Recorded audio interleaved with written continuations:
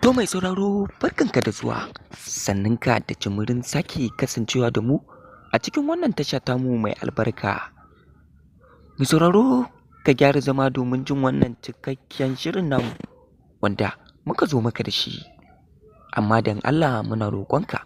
idan har wannan shine zuwanka a channel ɗin nan na farko,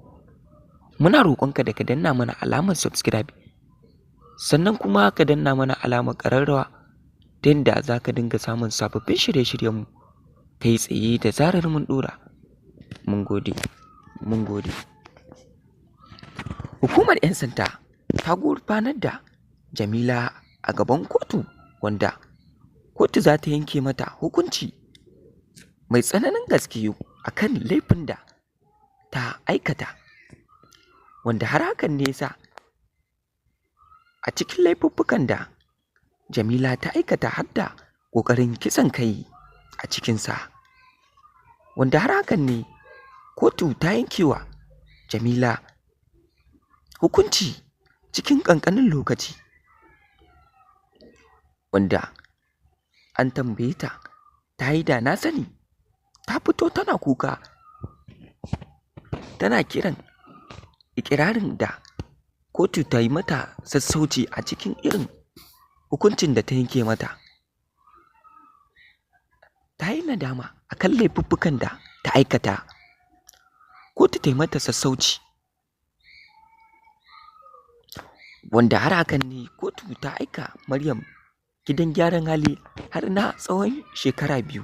sannan kuma za a dawo zaman kotu domin laifin da Maryam ta aikata laifi ne mai matuƙar tsanani, wanda har masu gidan nata da suka sata irin wannan aiki mai tsananin gaske an kama su, domin kuwa su ma za a gurfanar da su a gaban kotu kamar yadda aka gurfanar da Maryam, sannan kuma su ma za a yanke musu hukunci iya hukuncin laifin da suka aikata. Take yanke Maryam ta fashe da kuka na ganin irin abin da Jamila ta aikata, wanda ba ta taɓa tunanin Jamila za ta aikata wannan abin ba. Take yanke Maryam ta fito tana iƙirari, Jamila kin ci amanata, kin so ki salwantar min da rayuwata, ki kashe ni, shi ne babban burinki. Take yanke Jamila ta yi ƙasa da kanta sabida ba ta so ta ƙara haɗa ido da Maryam na ganin irin shirin da ta so ta aikata a kanta, kuma Allah bai ba. Mai sauraro ka kasance da mu a cikin bidiyo na gaba, domin kuwa a nan ne za mu nuna ma irin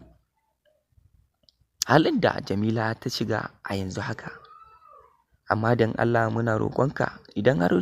yanzu ne shigowarka channel ɗin nan na farko, ka danna mana subscribing sannan ka danna mana alamar ƙararrawa.